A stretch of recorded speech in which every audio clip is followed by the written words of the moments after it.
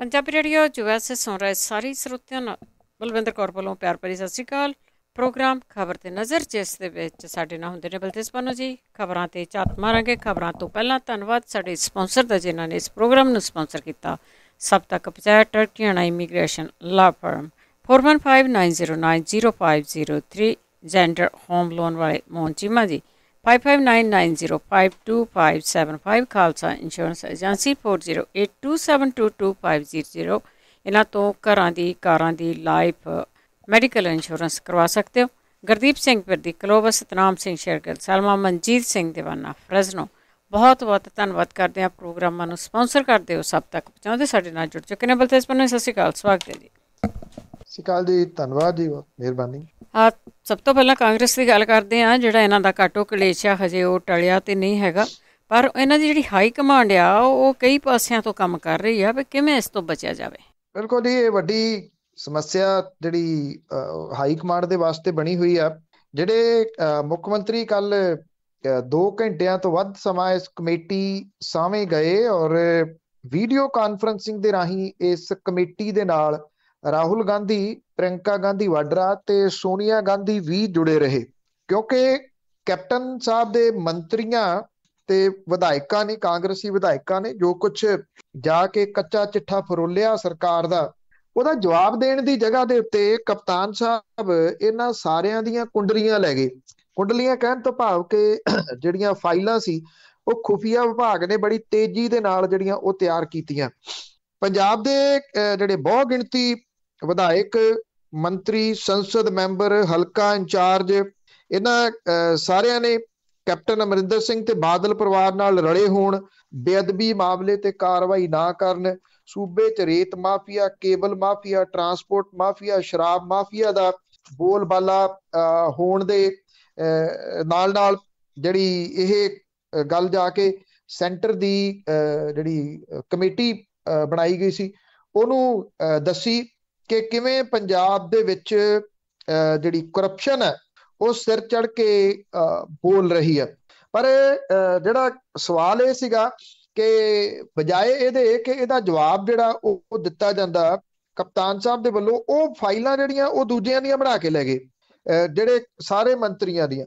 ਅੱਛਾ, ਜੇ ਇਹ ਫਾਈਲਾਂ ਕਿਤੇ ਪਹਿਲਾਂ ਬਣਾਈਆਂ ਹੁੰਦੀਆਂ, ਜਦੋਂ ਦਾ ਇਹ ਸਾਰਾ ਕੁਝ ਚੱਲੀ ਜਾਂਦਾ, ਔਰ ਉਦੋਂ ਤਾਂ ਨਹੀਂ ਬਣਾਈਆਂ, ਚਾਹੇ ਉਹ ਰੇਤ ਮਾਫੀਆ, ਚਾਹੇ ਉਹ ਸ਼ਰਾਬ ਮਾਫੀਆ, ਟਰਾਂਸਪੋਰਟ ਮਾਫੀਆ, ਇਹ ਜਿਹੜਾ ਜੀ ਸਾਰਾ ਜ਼ੋਰ ਸੀਗਾ ਇਹ ਦੱਸਣ ਦੇ ਉੱਤੇ ਲਾਤਾ ਵੀ ਜਿਹੜੇ ਤੁਹਾਨੂੰ ਮੇਰੇ ਬਾਰੇ ਦੱਸ ਰਹੇ ਆ ਉਹ ਵੀ ਆਹ ਕਰਪਸ਼ਨ ਜਿਹੜੀ ਆ ਉਹ ਕਰ ਰਹੇ ਆ।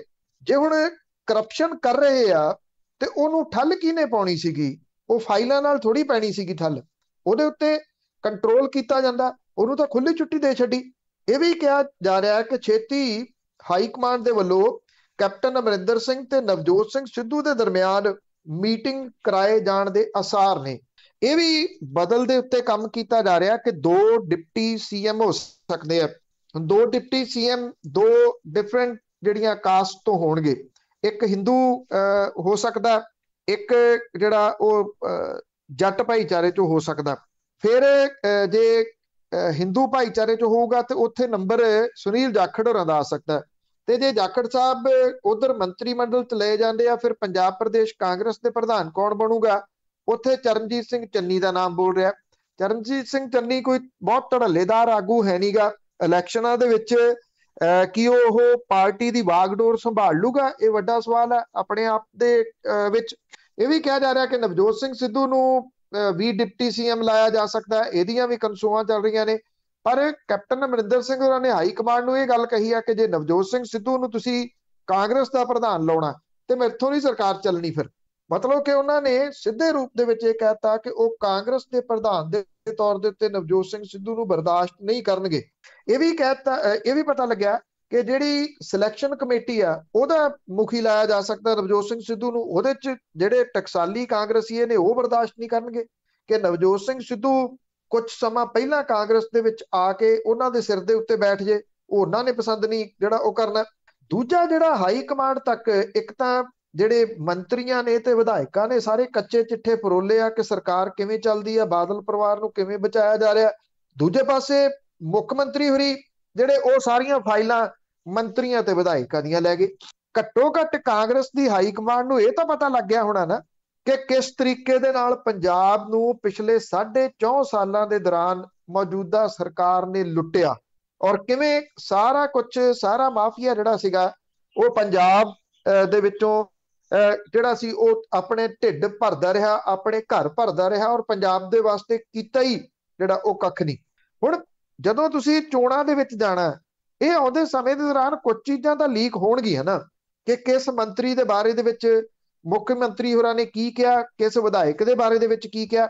ਜੇ ਇਹ ਨਹੀਂ ਟਿਕਣਗੇ, ਸਵਾਲ ਕਰਨਗੇ ਮੁੱਖ ਮੰਤਰੀ ਹੋਰਾਂ ਦੇ ਉੱਤੇ, ਤੇ ਉਹਨਾਂ ਦਾ ਖੇਮਾ ਇਹ ਚੀਜ਼ਾਂ ਜ਼ਰੂਰ ਵਾਇਰਲ ਕਰੂਗਾ। ਜਿਵੇਂ ਪਿਛਲੇ ਦਿਨਾਂ ਦੇ ਵਿੱਚ ਕਈ ਵੀਡੀਓ ਜਿਹੜੀਆਂ ਉਹ ਵਾਇਰਲ ਹੋਈਆਂ ਸੀਗੀਆਂ, ਉਸ ਤਰ੍ਹਾਂ ਦੀਆਂ ਵੀਡੀਓ ਵੀ ਹੋਰ ਜਿਹੜੀਆਂ ਉਹ ਆਉਣਗੀਆਂ ਕਾਂਗਰਸ ਦੀਆਂ। ਕਿਉਂਕਿ ਜੇ ਕੁਝ ਲੋਕ ਸੋਚਦੇ ਆ ਕਿ ਦਿੱਲੀ ਜਾ ਕੇ ਇਹ ਮਾਮਲਾ ਹੱਲ ਹੋ ਜਾਣਾ, ਇਹ ਐਡਾ ਸੌਖਾ ਨਹੀਂ ਹੈਗਾ ਜੀ ਮਾਮਲਾ ਹੱਲ ਕਰ ਲੈਣਾ। ਹਾਈ ਕਮਾਂਡ ਕਿਵੇਂ ਮਾਮਲਾ ਹੱਲ ਕਰੂਗੀ, ਇਹ ਬਹੁਤ ਵੱਡੇ ਸਵਾਲ ਨੇ। ਪਰ ਇੰਨਾ ਪਤਾ ਲੱਗਾ ਕਿ 3 ਮੈਂਬਰੀ ਕਮੇਟੀ ਨੇ ਸਾਰੀ ਜਾਣਕਾਰੀ ਜਿਹੜੀ ਉਹ ਹਾਈ ਕਮਾਂਡ ਤੱਕ ਦੇ ਦਿੱਤੀ ਹੈ, ਤੇ ਅਗਲਾ ਫੈਸਲਾ ਹੁਣ ਉਹਨਾਂ ਨੇ ਲੈਣਾ। ਜੀ ਜੀ ਬਿਲਕੁਲ। ਅੱਗੇ ਤਾਂ ਮੇਰੇ ਖਿਆਲ ਜਦੋਂ ਤੀਜੀ ਪਾਰਟੀ ਆਈ ਸੀ, ਉਹਨਾਂ ਨੂੰ ਮਜ਼ਾਕ ਕਰਦੇ ਹੁੰਦੇ ਸੀ ਕਿ ਦਿੱਲੀ ਭੱਜ ਜਾਂਦੇ, ਹੁਣ ਉਹ ਸੇਮ ਕੰਮ ਹੀ ਕਰ ਰਹੇ ਆ। ਅੱਗੇ ਗੱਲ ਕਰਦੇ ਹਾਂ, ਪੰਜਾਬ ਸਰਕਾਰ ਰੰਗੇ ਹੱਥੀਂ ਫੜੀ ਗਈ ਹੈ ਜਿਹੜੀ ਵੈਕਸੀਨ ਆ, ਉਸ ਨੂੰ ਵਾਧੂ ਕੀਮਤ ਤੇ ਵੇਚ ਰਹੇ। ਐਕਚੁਅਲੀ ਦੇਖੋ, ਜਿਹਦਾ ਦਾ ਲੱਗਦਾ ਉਹ ਲਾਈ ਜਾਂਦਾ, ਬਸ ਇਹ ਹਾਲਾਤ ਨੇ ਜੀ। ਘੱਟ ਸੈਂਟਰ ਦੀ ਸਰਕਾਰ ਨਹੀਂ, ਸੈਂਟਰ ਦੀ ਸਰਕਾਰ ਦੇ ਵਜ਼ੀਰ ਜਿਹੜੇ ਨੇ ਪ੍ਰਕਾਸ਼ ਜਾਵੜੇਕਰ, ਉਹ ਇੱਕ ਪ੍ਰੈਸ ਕਾਨਫਰੰਸ ਕਰਦੇ ਆ, ਇਹ ਗੱਲ ਕਹਿੰਦੇ ਆ ਕਿ ਮੀਡੀਆ ਦੀਆਂ ਰਿਪੋਰਟਾਂ ਦੇ ਅਨੁਸਾਰ ਪੰਜਾਬ ਦੇ ਵਿੱਚ ਕਾਂਗਰਸ ਪਾਰਟੀ ਨੇ ਲੋਕਾਂ ਦੀਆਂ ਲੋੜਾਂ ਦਾ ਅਪਮਾਨ ਕਰਕੇ ਵੱਡਾ ਗੁਨਾਹ ਕੀਤਾ, ਤੇ ਜਿਹੜੀ ਪੰਜਾਬ ਸਰਕਾਰ ਹੈ ਉਹਨੇ ਮਹਾਮਾਰੀ 'ਚ ਕਹਿਰ ਢਾਇਆ, ਤੇ ਸਰਕਾਰ ਮੁਨਾਫਾ ਕਮਾਉਣ ਦੇ ਵੱਲ ਧਿਆਨ ਜਿਹੜੀ ਆ ਉਹ ਦੇ ਰਹੀ ਆ। ਪਰ ਦੂਜੇ ਪਾਸੇ ਤੁਸੀਂ ਦੇਖੋ, ਇਹ ਉਹੀ ਸੈਂਟਰ ਦੀ ਸਰਕਾਰ ਹੈ ਜਿਹੜੀ 175 ਰੁਪਏ ਦੀ ਵੈਕਸੀਨ ਲੈਂਦੀ ਆ, 400 ਰੁਪਏ ਦੀ ਅੱਗੇ ਰਾਜਾਂ ਨੂੰ ਵੇਚਦੀ ਆ। ਰਾਜਾਂ ਨੇ 400 ਰੁਪਏ ਦੀ ਲਿਆਂਦੀ ਪੰਜਾਬ ਦੇ ਵਿੱਚ, ਔਰ 400 ਰੁਪਏ ਦੀ ਲਿਆ ਕੇ ਕੀਤਾ ਕਿ 1050 ਰੁਪਏ ਦੇ ਵਿੱਚ ਪ੍ਰਾਈਵੇਟ ਹਸਪੀਟਲਾਂ ਨੂੰ ਵੇਚ ਦਿੱਤੀ। ਪ੍ਰਾਈਵੇਟ ਹਸਪੀਟਲਾਂ ਵਾਲਾ ਜਿਹੜਾ ਇਹ ਕਾਰਾ ਸੀਗਾ, ਇਹ ਅਸਲ ਦੇ ਵਿੱਚ ਸਾਹਮਣੇ ਜਿਹੜਾ ਉਹ ਆ ਗਿਆ ਇੱਕ ਟਵੀਟ ਦੇ ਰੂਪ ਦੇ ਵਿੱਚ, ਜਿਹੜਾ ਕਿ ਟਵੀਟ ਜਿਹੜੇ ਚੀਫ ਸਕੱਤਰ ਨੇ ਉਹਨਾਂ ਨੇ ਕੀਤਾ, ਜਿਹਦੇ ਵਿੱਚ ਉਹ ਜ਼ਿਕਰ ਕਰਦੇ ਆ। ਉਹ ਟਵੀਟ ਉਹਨਾਂ ਨੇ ਹਟਾ ਲਿਆ, ਪਰ ਉਹਦੇ ਜਿਹੜਾ ਸਕਰੀਨਸ਼ਾਟ ਆ ਉਹ ਹੈਗਾ। ਉਸ ਟਵੀਟ ਦੇ ਵਿੱਚ ਚੀਫ ਸੈਕਟਰੀ ਪੰਜਾਬ ਜਿਹੜੇ ਆ ਉਹ ਇਹ ਕਹਿੰਦੇ ਆ ਕਿ ਪ੍ਰਾਈਵੇਟ ਹਸਪੀਟਲ ਨੇ ਜਿਹੜੇ ਮੈਕਸ ਮੋਹਾਲੀ ਤੇ ਫੋਰਟਿਸ ਹਸਪੀਟਲ, ਉਹਨਾਂ ਦੇ ਕੋਲੇ ਵੈਕਸੀਨ ਹੈਗੀ ਆ। 18 ਤੋਂ ਲੈ ਕੇ 44 ਸਾਲ ਤੱਕ ਦੇ ਲੋਕ ਇਹ ਵੈਕਸੀਨ ਲਵਾ ਸਕਦੇ ਆ। ਮੈਕਸ ਹਸਪੀਟਲ ਜਿਹੜਾ ਉਹ 900 ਰੁਪਇਆ ਚਾਰਜ ਕਰ ਰਿਹਾ ਕੋਵਿਸ਼ੀਲਡ ਦਾ, ਤੇ ਫੋਰਟਿਸ 1250 ਰੁਪਏ ਕੋਵੈਕਸਿਨ ਦਾ ਜਿਹੜਾ ਉਹ ਚਾਰਜ ਕਰ ਰਿਹਾ, ਤੇ ਜਾ ਕੇ ਤੁਸੀਂ ਵੈਕਸੀਨ ਲਵਾ ਲਓ। ਇਹ ਪੰਜਾਬ ਦੇ ਚੀਫ ਸੈਕਟਰੀ ਜਿਹੜੇ ਨੇ ਉਹ ਇਹ ਟਵੀਟ ਕਰ ਰਹੇ ਆ, ਕੋਈ ਹੋਰ ਨਹੀਂ, ਜਿਹੜੇ ਕਿ ਲੋਕਾਂ ਨੂੰ ਇਹ ਕਹਿ ਰਹੇ ਆ ਕਿ ਆਹ ਹਸਪੀਟਲ ਨੇ ਉਹਨਾਂ ਕੋਲੇ ਇੰਨੇ ਦੀ ਜਿਹੜੀ ਉਹ ਵੈਕਸੀਨ ਹੈ, ਜਦੋਂ ਕਿ 900 ਤੇ 1250 ਦੀ ਜਿਹੜੀ ਇਹ ਗੱਲ ਕਰਦੇ ਆ, ਕਿਸੇ ਨੇ 900 ਦੀ ਨਹੀਂ ਲਾਈ, ਕਿਸੇ ਨੇ 1250 ਦੀ ਨਹੀਂ ਲਾਈ, ਬਲਕਿ ਇਹਨਾਂ ਨੇ ਜਿਹੜਾ ਉਹ 1500 ਰੁਪਏ ਪਲੱਸ ਜਿਹੜਾ ਉਹ ਚਾਰਜ ਕੀਤਾ, 1500 ਚਾਰਜ ਕੀਤਾ, ਜਾਂ 1500 ਤੋਂ ਉੱਪਰ ਵੀ ਜਿਹੜੇ ਪੈਸੇ ਆ ਉਹ ਇਹਨਾਂ ਲੋਕਾਂ ਨੇ ਪ੍ਰਾਈਵੇਟ ਹਸਪੀਟਲਾਂ ਵਾਲਿਆਂ ਨੇ ਚਾਰਜ ਕੀਤੇ। ਰੌਲਾ ਪੈ ਗਿਆ, ਵਿਰੋਧੀ ਧਿਰਾਂ ਨੇ ਮਸਲਾ ਉਠਾ ਲਿਆ, ਕੇਂਦਰ ਦੀ ਸਰਕਾਰ ਨੇ ਵਿਰੋਧੀ ਧਿਰਾਂ ਦੀ ਗੱਲ ਸੁਣ ਕੇ ਮਸਲਾ ਉਠਾ ਲਿਆ। ਬੇਸ਼ਰਮੀ ਦੀ ਹੱਦ ਵੇਖੋ ਕਿ ਜਿਹੜੇ ਪੰਜਾਬ ਦੇ ਸਿਹਤ ਮੰਤਰੀ ਨੇ, ਪੰਜਾਬ ਦੇ ਸਿਹਤ ਮੰਤਰੀ ਨਹੀਂ, ਮੁਹਾਲੀ ਦੇ ਸਿਹਤ ਮੰਤਰੀ, ਕਿਉਂਕਿ ਪੰਜਾਬ ਤਾਂ ਆਉਂਦੇ ਹੀ ਨਹੀਂ ਕਦੀ, ਉਹ ਉੱਥੇ ਮੁਹਾਲੀ ਦੇ ਗੇੜੇ ਕੱਢੀ ਜਾਂਦੇ ਨੇ। ਉਹਨਾਂ ਨੇ ਇਹ ਗੱਲ ਕਹਿਤੀ ਕਿ ਜੀ ਅਸੀਂ ਹੁਣ ਪ੍ਰਾਈਵੇਟ ਹਸਪੀਟਲਾਂ ਨੂੰ ਇਹ ਵੈਕਸੀਨ ਨਹੀਂ ਦੇਵਾਂਗੇ। ਇਟ ਮੀਨਸ ਕਿ ਦਿੱਤੀ, ਉਹ ਤਾਂ ਸਾਹਮਣੇ ਆ ਗਿਆ ਨਾ, ਤੁਸੀਂ ਦਿੱਤੀ 400 ਰੁਪਏ ਦੀ ਲੈ ਕੇ 1050 ਦੀ ਦਿੱਤੀ, ਫਿਰ ਕਹਿੰਦੇ ਜਿਹੜੀ ਉਹਨਾਂ ਕੋਲੇ ਵੈਕਸੀਨ ਪਈ ਹੈ ਅਸੀਂ ਉਹ ਵਾਪਸ ਲਵਾਂਗੇ, ਉਹ ਵੀ ਤੁਸੀਂ ਚਲੋ ਵਾਪਸ ਲੈ ਲਓਗੇ। ਫਿਰ ਜਿਹੜੇ ਲੋਕਾਂ ਨੇ ਲਵਾਈ 1500 ਰੁਪਇਆ ਦੇ ਕੇ ਕੀ ਉਹਨਾਂ ਦੇ ਪੈਸੇ ਵਾਪਸ ਕਰਵਾਓਗੇ? ਤੇ ਦੂਜਾ ਸਵਾਲ ਸਭ ਤੋਂ ਵੱਡਾ, ਚਲੋ ਪੈਸੇ ਤਾਂ ਕਿੱਥੇ, ਗੰਗਾ ਗਈਆਂ ਹੱਡੀਆਂ ਤਾਂ ਕਦੀ ਵਾਪਸ ਨਹੀਂ ਆਉਂਦੀਆਂ। ਜਿਨ੍ਹਾਂ ਲੋਕਾਂ ਨੇ ਇਹ ਆਰਡਰ ਦਿੱਤੇ ਉਹ ਕਿਹਨੇ ਦਿੱਤੇ? ਕਿਸੇ ਮੰਤਰੀ ਨੇ ਦਿੱਤੇ ਜਾਂ ਅਫਸਰ ਆਪਣੇ ਤੌਰ ਦੇ ਉੱਤੇ ਹੀ ਕਮਾਈ ਕਰ ਗਏ? ਇੱਕ ਚੀਫ ਸੈਕਟਰੀ ਪ੍ਰਾਈਵੇਟ ਹਸਪੀਟਲਾਂ ਨੂੰ ਪ੍ਰਮੋਟ ਕਰਨ ਦੇ ਵਾਸਤੇ ਵੈਕਸੀਨ ਲਈ ਆਪਣੇ ਟਵਿੱਟਰ ਹੈਂਡਲ ਵਰਤ ਰਹੇ ਆ। ਇਟ ਮੀਨਸ ਕਿ ਇਹ ਸਾਰਾ ਮਿਲ ਕੇ ਖੇਡ ਖੇਡੀ ਗਈ ਹੈ। ਕੀ ਉਹ ਲੋਕ ਕਦੀ ਕਾਬੂ ਆਉਣਗੇ? ਦਿੱਲੀ ਦੇ ਵਿੱਚ ਬੈਠੇ ਜਿਹੜੇ ਮੰਤਰੀ ਸ਼ੰਤਰੀ ਨੇ ਉਹ ਇਹ ਕਹਿੰਦੇ ਆ ਕਿ ਅਫਸਰਸ਼ਾਹੀ ਕਾਬੂ 'ਚ ਹੈ ਨੀ ਗੀ। ਉਹਨਾਂ ਦੀ ਗੱਲ ਦੇ ਉੱਤੇ ਇਸ ਪੱਖੋਂ ਤਾਂ ਸਹੀ ਪੈ ਰਹੀ ਆ। ਅਫਸਰਸ਼ਾਹੀ ਐਡੀ ਜਿਹੜੀ ਉਹ ਆਪ ਮੁਹਾਰੀ ਹੋਈ ਪਈ ਆ, ਉਹਨੂੰ ਡਰ ਡੁੱਕਰ ਹੀ ਨਹੀਂ ਕਿਸੇ ਚੀਜ਼ ਦਾ ਕਿ ਉਹ ਸਰਕਾਰ ਦੇ ਵਿੱਚ ਨੇ। ਮਹਾਮਾਰੀ ਦੇ ਵਿੱਚ ਜਿੱਥੇ ਲੋਕਾਂ ਕੋਲੇ ਰੋਟੀ ਖਾਣ ਦੇ ਲਾਲੇ ਬਣੇ ਹੋਏ ਆ, ਉਹਨਾਂ ਲੋਕਾਂ ਨੂੰ 400 ਰੁਪਏ ਦੀ ਤੁਸੀਂ ਲੈ ਕੇ 1050 ਰੁਪਏ ਦੀ ਪ੍ਰਾਈਵੇਟ ਹਸਪੀਟਲਾਂ ਨੂੰ ਵੇਚ ਕੇ ਲੋਕਾਂ ਨੂੰ ਮਜਬੂਰ ਕਰ ਰਹੇ ਹੋ। ਤਾਂ ਹੀ ਕਰਕੇ ਤਾਂ 18 ਸਾਲ ਤੋਂ ਲੈ ਕੇ 44 ਸਾਲ ਤੱਕ ਦੀ ਉਮਰ ਦੇ ਜਿਹੜੇ ਲੋਕ ਨੇ ਉਹਨਾਂ ਨੂੰ ਵੈਕਸੀਨੇਸ਼ਨ ਨਹੀਂ ਕੀਤਾ ਜਾ ਰਿਹਾ। ਇਹ ਕਿਹਾ ਜਾ ਰਿਹਾ ਵੈਕਸੀਨ ਹੈ ਨਹੀਂ, ਫਿਰ ਪ੍ਰਾਈਵੇਟ ਹਸਪੀਟਲਾਂ ਨੂੰ ਦੇਣ ਲਈ ਤੁਹਾਡੇ ਕੋਲੇ ਕਿੱਥੋਂ ਆ ਗਈ? ਉਹਨਾਂ ਦੇ ਉੱਤੇ ਮਾਮਲਾ ਕੌਣ ਦਰਜ ਜਿਹੜਾ ਉਹ ਕਰਾਊਗਾ? ਅਜੇ ਸਿਹਤ ਮੰਤਰੀ ਦਾ ਤਾਂ ਬਿਆਨ ਆ ਗਿਆ ਕਿ ਅਸੀਂ ਉਹ ਰੋਕਤੀ ਆ। ਮੁੱਖ ਮੰਤਰੀ ਦਾ ਜਾਂ ਕਿਸੇ ਹੋਰ ਦਾ ਅਜੇ ਤੱਕ ਬਿਆਨ ਨਹੀਂ ਆਇਆ ਕਿ ਏਡਾ ਵੱਡਾ ਜਿਹੜਾ ਸਕੈਂਡਲ ਆ ਜਿਹਦੇ 'ਚ ਤੁਸੀਂ ਰੰਗੇ ਹੱਥੀ ਫੜੇ ਗਏ ਹੋ, ਇਹ ਹੇਰਾ ਫੇਰੀ ਕਰਦੇ ਆ, ਇਹਦੀ ਇਨਵੈਸਟੀਗੇਸ਼ਨ ਕੌਣ ਕਰੂਗਾ ਤੇ ਮਾਮਲਾ ਦਰਜ ਕੀਤੇ ਹੋਊਗਾ? ਉਹ ਤਾਂ ਇਹਨਾਂ ਦੀ ਗੱਲ ਆ ਨਾ, ਤੂੰ ਉਤਰਿਆ ਮੈਂ ਚੜਿਆ, ਮੈਂ ਇੱਧਰ ਹੋਇਆ ਉੱਧਰ ਹੋ ਗਿਆ, ਤੇ ਇਹਨਾਂ ਦੀ ਇਨਵੈਸਟੀਗੇਸ਼ਨ ਕਿਹਨੇ ਕਰਨੀ ਹੈ? ਲੋਕੀ ਆ, ਲੋਕਾਂ ਨੂੰ ਸਮਝਣ ਦੀ ਲੋੜ ਆ। ਟੋਹਾਣੇ ਦੇ ਵਿੱਚ ਗੱਲ ਕਰਦੇ ਕਿਸਾਨਾਂ ਦਾ ਰੋਸ ਮੁਜ਼ਾਹਰਾ। ਪਿਛਲੇ ਦਿਨਾਂ ਦੇ ਵਿੱਚ ਜਿਹੜੇ ਉੱਥੋਂ ਦੇ ਦਵਿੰਦਰ ਬਬਲੀ ਨੇ ਵਿਧਾਇਕ, ਉਹਨੇ ਗਾਲਾਂ ਕੱਢੀਆਂ ਸੀ ਕਿਸਾਨਾਂ ਨੂੰ। ਕਿਸਾਨ ਤਾਂ ਉਂਝ ਘਰਾਓ ਕਰ ਰਹੇ ਸੀ, ਪਰ ਉਹ ਤੈਸ਼ ਦੇ ਵਿੱਚ ਆ ਗਿਆ ਔਰ ਗਾਲਾਂ ਦੀ ਵੀਡੀਓ ਜਿਹੜੀ ਸੀ ਉਹ ਵਾਇਰਲ ਹੋ ਗਈ। ਜਿਹੜੇ ਕਿਸਾਨ ਆਗੂ ਨੇ ਗੁਰਨਾਮ ਸਿੰਘ ਚਡੂਨੀ, ਉਹਨਾਂ ਨੇ ਅੱਜ ਤੱਕ ਦਾ ਸਮਾਂ ਦਿੱਤਾ ਹੋਇਆ ਸੀਗਾ ਵੀ ਜਾਂ ਤਾਂ ਵਿਧਾਇਕ ਮਾਫੀ ਮੰਗ ਲੇ, ਪੁਲਿਸ ਉਹਦੇ ਉੱਤੇ ਪਰਚਾ ਦਰਜ ਕਰ ਦੇ, ਨਹੀਂ ਤਾਂ ਅਸੀਂ ਥਾਣਿਆਂ ਦਾ ਘਰਾਓ ਕਰਾਂਗੇ। ਹਰਿਆਣੇ ਦੇ ਸੈਂਕੜੇ ਕਿਸਾਨਾਂ ਦੇ ਖਿਲਾਫ ਦਰਜ ਕੀਤੇ ਗਏ ਮਾਮਲਿਆਂ ਦੇ ਖਿਲਾਫ ਸੰਯੁਕਤ ਕਿਸਾਨ ਮੋਰਚਾ ਅੱਜ ਟੋਹਾਣੇ ਦੇ ਵਿੱਚ ਰੋਸ ਮੁਜ਼ਾਹਰੇ ਕਰੂਗਾ। ਇਹਦੇ ਦੌਰਾਨ ਗ੍ਰਿਫਤਾਰੀਆਂ ਵੀ ਦਿੱਤੀਆਂ ਜਾਣਗੀਆਂ। ਗੁਰਨਾਮ ਸਿੰਘ ਚਡੂਨੀ ਹੋਰਾਂ ਨੇ ਇਹ ਗੱਲ ਕਹੀ ਆ ਕਿ ਸਰਕਾਰ ਕਿਸਾਨਾਂ ਨੂੰ ਜੇਲ੍ਹਾਂ ਦੇ ਵਿੱਚ ਡੱਕਣਾ ਚਾਹੁੰਦੀ ਹੈ ਤਾਂ ਇਹਦੇ ਲਈ ਸਰਕਾਰ ਤਿਆਰੀ ਰੱਖੇ। ਕਿਸਾਨ ਗ੍ਰਿਫਤਾਰੀ ਦੇਣ ਲਈ ਟੋਹਾਣੇ ਪਹੁੰਚਣਗੇ।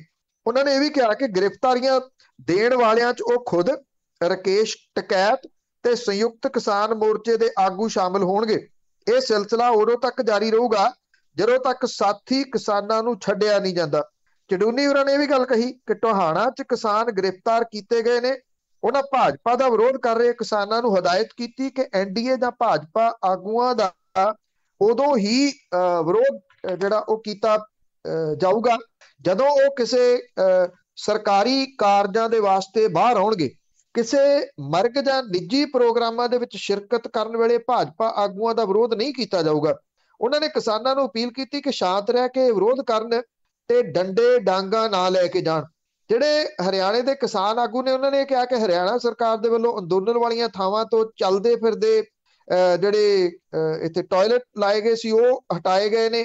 ਸੂਬੇ ਦੀ ਸਰਕਾਰ ਜਾਣਬੁੱਝ ਕੇ ਟਕਰਾਅ ਪੈਦਾ ਕਰਨਾ ਚਾਹੁੰਦੀ ਹੈ।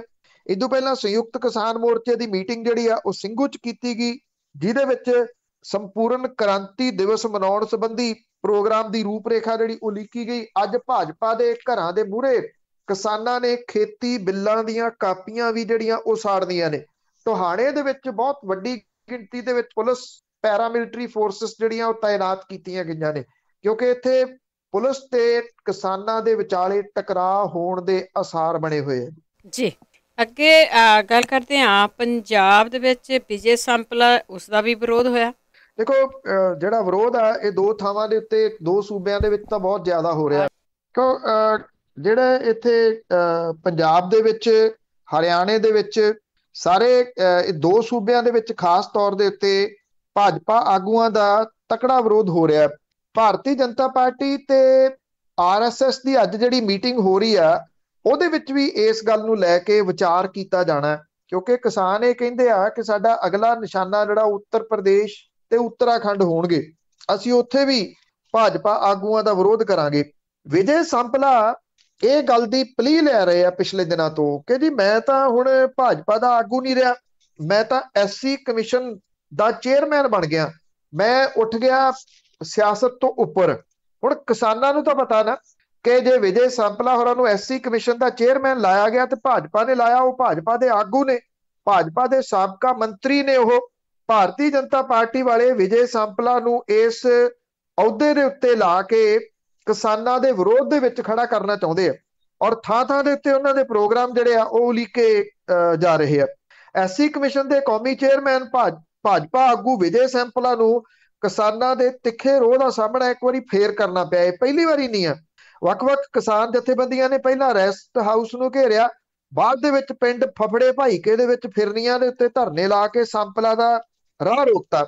ਸੰਪਲਾ ਇੱਕ ਦਲਿਤ ਨੌਜਵਾਨ ਦੀ ਮੌਤ ਦੇ ਮਾਮਲੇ ਦੇ ਵਿੱਚ ਪਿੰਡ ਫਫੜੇ ਭਾਈਕੇ ਦੇ ਵਿੱਚ ਉਹਦੇ ਘਰੇ ਜਾਣਾ ਚਾਹੁੰਦੇ ਸੀ। ਪਰਿਵਾਰਕ ਮੈਂਬਰਾਂ ਨੇ ਦੋਸ਼ ਲਾਇਆ ਕਿ ਨੌਜਵਾਨ ਦੀ ਮੌਤ ਬੁਢਲਾਡਾ ਪੁਲਿਸ ਦੀ ਕੁੱਟਮਾਰ ਕਰਕੇ ਹੋਈ ਹੈ। 30 ਮਈ ਨੂੰ ਪਿੰਡ ਫਫੜੇ ਭਾਈਕਾ 'ਚ ਭੋਗ ਪਿਆ ਸੀਗਾ। ਵੱਖ-ਵੱਖ ਧਿਰਾਂ ਦੇ ਵੱਲੋਂ ਇਨਸਾਫ ਲਈ ਸੰਘਰਸ਼ ਵਿੱਢਿਆ ਗਿਆ ਸੀ। ਵਿਜੇ ਸੰਪਲਾ ਨੇ ਮਾਨਸਾ ਦੇ ਰੈਸਟ ਹਾਊਸ ਦੇ ਵਿੱਚ ਆਉਣਾ ਸੀ।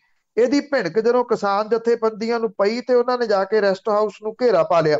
ਭਾਜਪਾ ਆਗੂ ਹੋਏ ਜਾਂ ਵਿਜੇ ਸੰਪਲਾ ਖਾਸ ਤੌਰ ਦੇ ਉੱਤੇ ਹੋਏ, ਇਹ ਰੋਜ਼ ਲੱਭਦੇ ਆ ਕਿ ਕਿਹੜੀ ਜਗ੍ਹਾ ਦੇ ਉੱਤੇ ਅੱਜ ਬਹਾਨੇ ਦੇ ਨਾਲ ਜਾਇਆ ਜਾ ਸਕਦਾ ਹੈ। ਕਿਉਂਕਿ ਅਸਲ ਸਮੱਸਿਆ ਕੀ ਆ, ਜੇ ਤਾਂ ਇਹ ਭਾਜਪਾ ਆਗੂ ਚਲੋ ਸੁਹਿਰਦ ਹੋ ਕੇ ਜਾਣ ਇਹੋ ਜਿਹੀਆਂ ਥਾਵਾਂ ਦੇ ਉੱਤੇ ਤੇ ਮਦਦ ਚਾਹੀਦੀ ਹੁੰਦੀ ਹੈ, ਇਹ ਕੀ ਕਰਦੇ ਆ, ਜਾਣ ਬੁੱਝ ਕੇ ਉੱਥੇ ਜਾ ਕੇ ਫਿਰ ਫੋਟੋਆਂ ਸੋਸ਼ਲ ਮੀਡੀਆ ਦੇ ਉੱਤੇ ਤੇ ਅਖਬਾਰਾਂ ਦੇ ਵਿੱਚ ਲਾਉਂਦੇ ਆ ਤੇ ਕਿਸਾਨਾਂ ਨੂੰ ਚੜਾਉਂਦੇ ਆ ਕਿ ਤੁਸੀਂ ਕੀ ਕਰ ਲਿਆ, ਵਿਰੋਧ ਕਰ ਆਏ ਨਹੀਂ, ਵਿਰੋਧ ਕਰਨ।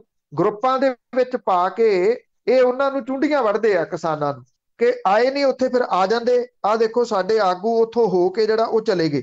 ਇਹ ਗੱਲ ਜਿਹੜੀ ਉਹ ਚੰਗੀ ਤਰ੍ਹਾਂ ਸਮਝ ਹੈ ਕਿਸਾਨਾਂ ਨੂੰ ਵੀ ਕਿ ਜਿਹੜਾ ਇਹ ਜਾਣ ਬੁੱਝ ਕੇ ਜਾ ਰਹੇ ਆ, ਉਂਝ ਇਹਨਾਂ ਦਾ ਕੋਈ ਬਹੁਤਾ ਲੈਣਾ ਦੇਣਾ ਜਿਹੜਾ ਉਹ ਹੈ ਨਹੀਂਗਾ ਇਹਨਾਂ ਇਸ਼ੂਜ਼ ਦੇ ਨਾਲ। ਇਸ ਕਰਕੇ ਉਹ ਥਾਂ ਥਾਂ ਦੇ ਉੱਤੇ ਵਿਰੋਧ ਕਰ ਰਹੇ ਆ। ਤੋ ਸੰਪਲਾ ਹੋਰਾਂ ਨੂੰ ਬੋਲਣ ਨਹੀਂ ਦਿੱਤਾ ਜਾ ਰਿਹਾ ਕਿਸੇ ਵੀ ਜਗ੍ਹਾ ਦੇ ਉੱਤੇ। ਔਰ ਕਿਸਾਨ ਜਿਹੜੇ ਇਹ ਕਹਿੰਦੇ ਆ ਹੁਣ ਕਿ ਉੱਤਰ ਪ੍ਰਦੇਸ਼ ਤੇ ਉੱਤਰਾਖੰਡ ਸਾਡਾ ਅਗਲਾ ਡੈਸਟੀਨੇਸ਼ਨ ਹੋਣਾ, ਜਿੱਥੇ ਜਾ ਕੇ ਅਸੀਂ ਭਾਰਤੀ ਜਨਤਾ ਪਾਰਟੀ ਦੇ ਆਗੂਆਂ ਦਾ ਪੰਜਾਬ ਤੇ ਹਰਿਆਣਾ ਵਾਂਗੂ ਹੀ ਵਿਰੋਧ ਕਰਾਂਗੇ, ਜਿਹੜੀ ਕਿ ਫਿਕਰਮੰਦੀ ਸੰਘ ਪਰਿਵਾਰ ਨੂੰ ਤੇ ਭਾਜਪਾ ਨੂੰ ਲੱਗੀ ਹੋਈ ਆ, ਜਿਹਦੇ ਕਰਕੇ ਦਿੱਲੀ ਦੇ ਵਿੱਚ ਅੱਜ ਉਹਨਾਂ ਦੀ ਮੀਟਿੰਗ ਹੋ ਰਹੀ ਹੈ। ਹਾਂ, ਕੋਈ ਹੋਰ ਪਤਾ ਅੱਗੇ ਗੱਲ ਕਰਦੇ ਹਾਂ। ਬੇਅਦਬੀ ਕਾਂਡ ਦੇ ਵਿੱਚ ਕੁਝ ਕੁ ਲੋਕਾਂ ਨੂੰ ਫੜਿਆ ਸੀ ਪਰ ਉਹਨਾਂ ਦਾ ਰਿਮਾਂਡ ਨਹੀਂ ਵਧਾਇਆ ਗਿਆ। ਦੇਖੋ 3 ਸਿੱਟ ਨੇ ਇਸ ਵੇਲੇ ਜਿਹੜੀਆਂ ਲੱਗੀਆਂ ਹੋਈਆਂ, ਸਿੱਟ ਹੋਈ ਪਈ ਆ। ਔਰ ਇੱਕ ਤਾਂ ਜਿਹੜੀ ਬੇਅਦਬੀ ਦੀਆਂ ਘਟਨਾਵਾਂ ਦੀ ਜਾਂਚ ਕਰ ਰਹੀ ਆ, ਦੂਜੀ ਕੋਟਕਪੂਰਾ ਗੋਲੀकांड ਦੀ ਜਾਂਚ ਕਰ ਰਹੀ ਆ, ਤੀਜੀ ਅਜੇ ਵੈਸੇ ਉਹ ਕਿਤੇ ਹਿਲਜੁਲ ਨਜ਼ਰ ਨਹੀਂ ਆਈ, ਉਹ ਬਾਈਬਲ ਕਲਾਂ ਗੋਲੀकांड ਦੀ ਜਾਂਚ ਕਰ ਰਹੀ ਹੈ। ਬੇਅਦਬੀ ਕਾਂਡ ਦੀ ਜਾਂਚ ਵਾਲੀ ਸਿੱਟ ਪਿਛਲੇ ਕਈ ਮਹੀਨਿਆਂ ਤੋਂ ਸ਼ਾਂਤ ਰਹੀ ਆ, ਉਹਨੇ ਕੱਖ ਨਹੀਂ ਕੀਤਾ ਜਿੰਨੀ ਦੇਰ ਤੱਕ ਕਾਂਗਰਸ ਦੇ ਵਿੱਚ ਕਲੇਸ਼ ਨਹੀਂ ਪੈ ਗਿਆ ਇਹਨਾਂ ਮਾਮਲਿਆਂ ਨੂੰ ਲੈ ਕੇ। ਹੁਣ ਉਹਦੀ ਥੋੜੀ ਜੀ ਨਜ਼ਰ ਆਉਂਦੀ ਆ ਹਿਲਜੁਲ। ਉਹਨਾਂ ਨੇ ਉਹੋ ਹੀ ਬੰਦੇ ਫੜੇ ਜਿਹੜੇ ਪਹਿਲਾਂ ਸਿੱਟ ਨੇ ਫੜੇ ਸੀ ਜਦੋਂ ਇਹ ਸਿੱਟ ਰਣਬੀਰ ਸਿੰਘ ਖੱਟੜਾ ਹੋਰਾਂ ਦੀ ਅਗਵਾਈ ਦੇ ਵਿੱਚ ਬਣੀ ਸੀ। ਉਹੋ ਹੀ ਬੰਦੇ ਫੜ ਲਏ, ਉਹੋ ਹੀ ਗੱਲਾਂ ਦੱਸਤੀਆਂ ਔਰ ਦੱਸ ਕੇ ਹੁਣ ਇਹਨਾਂ ਦਾ ਰਿਮਾਂਡ ਇਹਨਾਂ ਨੇ ਫਰੀਦਕੋਟ ਦੀ ਅਦਾਲਤ ਦੇ ਵਿੱਚ ਰਿਮਾਂਡ ਦੇ ਵਿੱਚ ਵਾਧਾ ਕਰਨ ਦੇ ਵਾਸਤੇ ਆਖਿਆ ਸੀ, ਪਰ ਅਦਾਲਤ ਨੇ ਰਿਮਾਂਡ ਨਹੀਂ ਦਿੱਤਾ। ਇਹਨਾਂ ਸਾਰਿਆਂ ਨੂੰ 10 ਜੂਨ ਤੱਕ ਜੁਡੀਸ਼ੀਅਲ ਕਸਟਡੀ 'ਚ ਭੇਜਤਾ, ਭਾਵ ਕਿ ਜੇਲ੍ਹ ਭੇਜ ਦਿੱਤਾ। ਰਿਮਾਂਡ ਇਸ ਕਰਕੇ ਨਹੀਂ ਮਿਲਿਆ ਕਿ ਜਿਹੜੀ ਸਿੱਟ ਹੈ ਉਹਦੇ ਕੋਲੇ ਇਦਾਂ ਦੀ ਕੋਈ ਦਲੀਲ ਨਹੀਂ ਸੀ ਜਿਹਦੇ ਕਰਕੇ ਉਹਨਾਂ ਨੂੰ ਹੋਰ ਰਿਮਾਂਡ ਦਿੱਤਾ ਜਾਵੇ। ਸਿੱਟ ਹੁਣ ਬੇਅਦਬੀ ਕਾਂਡ ਸੰਬੰਧੀ ਦਰਜ ਹੋਏ 3 ਮੁਕੱਦਮਿਆਂ 'ਚ 6 ਡੇਰਾ ਪ੍ਰੇਮੀਆਂ ਨੂੰ ਅਰੈਸਟ ਕਰ ਚੁੱਕੀ ਹੈ। ਇਹ ਪਹਿਲਾਂ ਵੀ ਅਰੈਸਟ ਹੋਏ ਸੀਗੇ ਔਰ ਸਿੱਟ ਨੇ 16 ਮਈ ਤੋਂ ਡੇਰਾ ਪ੍ਰੇਮੀਆਂ ਤੋਂ ਪੜਤਾਲ ਸ਼ੁਰੂ ਕੀਤੀ ਹੈ। ਅਜੇ ਤੱਕ ਤੁਸੀਂ ਹੈਰਾਨ ਹੋਵੋਗੇ, ਗੁਰੂ ਗ੍ਰੰਥ ਸਾਹਿਬ ਦਾ ਚੋਰੀ ਹੋਇਆ ਸਰੂਪ, ਪਾੜੇ ਗਏ ਪੱਤਰੇ ਤੇ ਗੁਰੂ ਗ੍ਰੰਥ ਸਾਹਿਬ ਜਿਹੜਾ ਸਰੂਪ ਚੋਰੀ ਹੋਇਆ ਸੀ ਉਹਦੀ ਜਿਲਦ ਬਰਾਮਦ ਨਹੀਂ ਹੋ ਸਕੀ। ਹੁਣ ਇਹਨਾਂ ਨੂੰ ਰਿਮਾਂਡ ਜਿਹੜਾ ਇੰਨੇ ਦਿਨ ਦਾ ਮਿਲਿਆ, ਅਦਾਲਤ ਨੇ ਪੁੱਛਿਆ ਇੰਨੇ ਦਿਨਾਂ 'ਚ ਤੁਸੀਂ ਕੀ ਲੱਭਿਆ ਜਿਹੜਾ ਹੁਣ ਅਗਲੇ ਦਿਨਾਂ ਦੇ ਵਿੱਚ ਤੁਸੀਂ ਲੱਭ ਲੋਗੇ। ਤੁਸੀਂ ਹੈਰਾਨ ਹੋਵੋਗੇ ਕਿ ਕਿੰਨੀ ਕੁ ਸੁਹਿਰਦ ਹੈ ਇਹ ਸਿੱਟ ਦੀ ਟੀਮ। ਇਹਨਾਂ ਨੇ 2 ਪੋਸਟਰ ਜਿਹੜੇ ਸੀ ਉਹ ਅਦਾਲਤ ਦੇ ਵਿੱਚ ਪੇਸ਼ ਕੀਤੇ, ਜਿਹੜੇ ਇਹਨਾਂ ਨੇ ਲਿਖਵਾਏ ਇੱਕ ਡੇਰਾ ਪ੍ਰੇਮੀ ਤੋਂ, ਜਿਹਦਾ ਹੱਥ ਲਿਖਤ ਪੋਸਟਰ ਬੁਰਜ ਜਵਾਹਰ ਸਿੰਘ ਵਾਲਾ ਤੋਂ ਬੀੜ ਚੋਰੀ ਕਰਨ ਤੋਂ ਬਾਅਦ ਇਸ ਇਲਾਕੇ ਦੇ ਵਿੱਚ ਕੰਧਾਂ ਤੇ ਚੇਪਿਆ ਗਿਆ ਸੀ। ਔਰ ਇਹਨਾਂ ਨੇ ਉਹ ਅਦਾਲਤ ਦੇ ਵਿੱਚ ਪੇਸ਼ ਕਰਕੇ ਆਖਿਆ ਕਿ ਆ ਦੇਖੋ ਅਸੀਂ ਸੈਂਪਲ ਲੈ ਲਏ ਲਿਖਾਈ ਦੇ, ਇਹ 2 ਪੋਸਟਰਾਂ ਦੀ ਲਿਖਾਈ ਜਿਹੜੀ ਇੱਕੋ ਜੀ ਆ। ਜਿਹੜਾ ਬਚਾਓ ਪੱਖ ਦਾ ਵਕੀਲ ਸੀ ਉਹਨੇ ਅਦਾਲਤ ਦੇ ਵਿੱਚ ਇਹ ਗੱਲ ਆਖੀ ਕਿ ਜੀ ਉਹ ਜਿਹੜਾ ਰੀਜਨਲ ਪੋਸਟਰ ਸੀ ਉਹ ਲਿਆਓ, ਉੱਥੇ ਇਹਨਾਂ ਨੂੰ ਕੋਈ ਗੱਲ ਨਹੀਂ ਆਈ ਸਿੱਟ ਨੂੰ ਜੀ। ਹੁਣ ਜੇ ਤੁਸੀਂ 2 ਪੋਸਟਰ ਜਿਹੜੇ ਲਿਖਾ ਲਏ ਆ ਹੱਥ ਦੇ ਨਾਲ ਲਿਖਾਈ ਮਿਲਾਉਣ ਦੇ ਵਾਸਤੇ, ਲਿਖਾਈ ਮਿਲਾਉਣੀ ਕਾਹਦੇ ਨਾਲ ਆ? 2 ਪੋਸਟਰਾਂ ਦੀ ਆਪਸ ਚ ਮਿਲਾਈ ਜਾਂਦੇ, ਮਿਲਾਉਣੀ ਤਾਂ ਹੈਗੀ ਜਿਹੜਾ ਰੀਜਨਲ ਪੋਸਟਰ ਆ ਉਹਦਾ, ਉਹ ਅਦਾਲਤ ਦੇ ਵਿੱਚ ਪੇਸ਼ ਹੀ ਨਹੀਂ ਕੀਤਾ, ਜਦੋਂ ਕਿ ਉਹ ਸਭ ਤੋਂ ਵੱਡਾ ਜਿਹੜਾ ਉਹ ਕੇਸ ਪ੍ਰਾਪਰਟੀ ਆ ਉਹ, ਕਿਉਂਕਿ ਹੱਥ ਦੇ ਨਾਲ ਲਿਖਿਆ ਹੋਇਆ ਪੋਸਟਰ ਆ ਉਹ। ਜਿਹਦੇ ਉੱਤੇ ਗਾਲਾਂ ਵਰਗੀ ਭੱਦੀ ਭਾਸ਼ਾ ਜਿਹੜੀ ਉਹ ਲਿਖੀ ਹੋਈ ਆ। ਅਜੇ ਵੀ ਕੁਛ ਨਹੀਂ ਸਿੱਖਿਆ ਇਹਨਾਂ ਨੇ, ਕੋਈ ਇਹ ਸੁਹਿਰਦ ਨਹੀਂ ਹੈਗੇ, ਐਵੇਂ ਗੱਲਾਂ ਨੇ। ਜੇ ਸੁਹਿਰਦ ਹੁੰਦੇ ਤੇ ਘੱਟੋ ਘੱਟ ਸਬੂਤ ਤਾਂ ਜਿਹੜੇ ਉਹ ਅਦਾਲਤ ਦੇ ਵਿੱਚ ਲੈ ਕੇ ਜਾਂਦੇ। ਹੁਣ ਅਦਾਲਤ ਜਿਹੜੀ ਆ, ਦੇਖੋ ਕਈ ਵਾਰੀ ਇਹ ਆ ਜਾਂਦਾ ਅਦਾਲਤ ਨੇ ਕੁਛ ਨਹੀਂ ਕੀਤਾ। ਅਦਾਲਤ ਨੇ ਤਾਂ ਪ੍ਰੈਜੈਂਟੇਸ਼ਨ ਦੇਖਣੀ ਆ। ਤੁਸੀਂ ਪ੍ਰੈਜੈਂਟੇਸ਼ਨ ਕੀ ਦੇ ਰਹੇ ਹੋ, ਤੁਹਾਡੇ ਕੋਲੇ ਕੀ ਆ ਵਿਖਾਉਣ ਦੇ ਵਾਸਤੇ। ਜੇ ਇੱਥੇ ਵਿਖਾਉਣ ਲਈ ਤੁਹਾਡੇ ਕੋਲ ਹੈ ਨਹੀਂ, ਤੁਸੀਂ 2 ਪੋਸਟਰ ਬਣਾ ਕੇ ਲੈ ਗਏ, ਉਹਦਾ ਸਵਾਲ ਬਚਾਓ ਪੱਖ ਦੇ ਵਕੀਲ ਦਾ ਬਿਲਕੁਲ ਸਹੀ ਹੈ, ਤੇ ਤੁਸੀਂ ਇਹ ਦੱਸੋ ਕਿ ਜਿਹੜਾ ਓਰੀਜਨਲ ਆ ਉਹ ਕਿੱਥੇ ਆ। ਉਹ ਹੁਣ ਭੱਜੇ ਫਿਰਦੇ ਨੇ ਓਰੀਜਨਲ ਜਿਹੜਾ ਜੀ ਉਹ ਲਾਉਣ ਦੇ ਵਾਸਤੇ।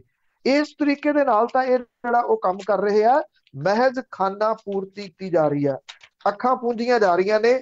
ਸੁਹਿਰਦ ਹੈ ਨਹੀਂ ਜਿਹੜੀ ਜੀ ਉਹ ਸਿੱਟ, ਜਿਹੜੀ ਇੰਨੇ ਮਹੀਨੇ ਚੁੱਪ ਕਰਕੇ ਬੈਠੀ ਰਹੀ ਆ। ਜਦੋਂ ਰਣਵੀਰ ਸਿੰਘ ਖੱਟੜਾ ਹੋਰਾਂ ਨੂੰ ਲਾਤਾ ਤਾਂ ਹੁਣ ਰੌਲਾ ਪੈ ਗਿਆ ਤੇ ਐਕਟਿਵ ਹੋਈ ਆ, ਅਦਰਵਾਈਜ਼ ਕਿੱਥੇ ਐਕਟਿਵ ਹੋਣਾ ਸੀ ਇਹਨਾਂ ਨੇ। ਨਾ ਜੀ ਨਾ, ਜੇ ਕਿਸੇ ਝੂਠਾ ਕੇਸ ਪਾਉਣਾ ਪਵੇ ਤੇ ਸਾਰੇ ਝੂਠੇ ਸਬੂਤ ਸਾਰਾ ਕੁਝ ਨਾਲ ਹੀ ਪੇਸ਼ ਕਰ ਦਿੰਦੇ। ਅੱਗੇ ਮੋਤੀ ਮਹਿਲ ਦੀ ਗੱਲ ਕਰੀ, ਪਟਿਆਲਾ ਦੇ ਵਿੱਚ ਆ, ਉਸ ਦੇ ਲਾਗੇ ਰਹਿਣ ਵਾਲੇ ਲੋਕ ਆ, ਉਹਨਾਂ ਨੂੰ ਬਹੁਤ ਵੱਡੀਆਂ ਮੁਸੀਬਤਾਂ ਬਣੀਆਂ। ਜਦੋਂ ਕੈਪਟਨ ਅਮਰਿੰਦਰ ਸਿੰਘ ਹੋਰੀ ਦੂਜੀ ਵਾਰੀ ਮੁੱਖ ਮੰਤਰੀ ਬਣੇ ਤੇ ਪਟਿਆਲੇ ਵਾਲਿਆਂ ਨੂੰ ਖਾਸ ਤੌਰ ਤੇ ਇਹ ਲੱਗਦਾ ਸੀ ਵੀ ਚਲੋ ਮੁੱਖ ਮੰਤਰੀ ਹੁਣ ਇੱਥੇ ਰਹਿਣਗੇ ਤੇ ਇਸ ਸ਼ਹਿਰ ਦੀ ਉਸੇ ਤਰੀਕੇ ਨਾਲ ਚੜ੍ਹਾਈ ਹੋਊਗੀ ਜਿਵੇਂ 2002 ਤੋਂ 7 ਤੱਕ ਹੋਈ ਸੀ। 7 ਤੋਂ 17 ਤੱਕ ਅਕਾਲੀਆਂ ਨੇ ਜਖਣਾ ਪੁੱਟਤੀ ਇਸ ਸ਼ਹਿਰ ਦੀ ਸਾਰੇ ਦੀ। ਉਹ ਇਸ ਕਰਕੇ ਕਿ ਕੈਪਟਨ ਅਮਰਿੰਦਰ ਸਿੰਘ ਹੋਰਾਂ ਦਾ ਸ਼ਹਿਰ ਹੈ, ਇਸ ਕਰਕੇ ਇੱਥੇ ਪੈਸਾ ਨਹੀਂ ਲੱਗਣ ਦੇਣਾ। ਇੱਕ ਦੀਵਾਨੀ ਵੀ ਨਹੀਂ ਉਹਨਾਂ ਨੇ ਖਰਚੀ ਪਟਿਆਲੇ ਦੇ ਉੱਤੇ।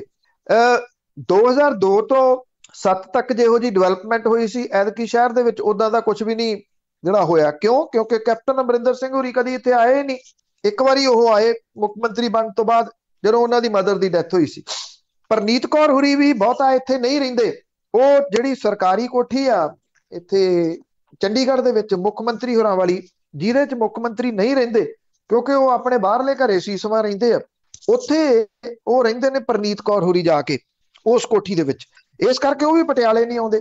ਪਰ ਲੈ ਦੇ ਕੇ ਜਿਹੜੇ ਮੰਗਾਂ ਵਾਲੇ ਨੇ, ਜਿਹਦੇ ਚ ਬੇਰੁਜ਼ਗਾਰ ਨੇ, ਕਿਸਾਨ ਨੇ, ਹਰੇਕ ਕੋਈ ਆ ਕੇ ਇਸ ਮੋਤੀ ਮਹਿਲ ਨੂੰ ਘੇਰਦਾ। ਸਰਕਾਰੀ ਕੋਠੀ ਚੰਡੀਗੜ੍ਹ ਦੇ ਨੇੜੇ, ਚੰਡੀਗੜ੍ਹ ਦੀ ਪੁਲਿਸ ਨਹੀਂ ਜਾਣ ਦਿੰਦੀ, ਡਾਂਗਾ ਮਾਰਦੀ ਆ।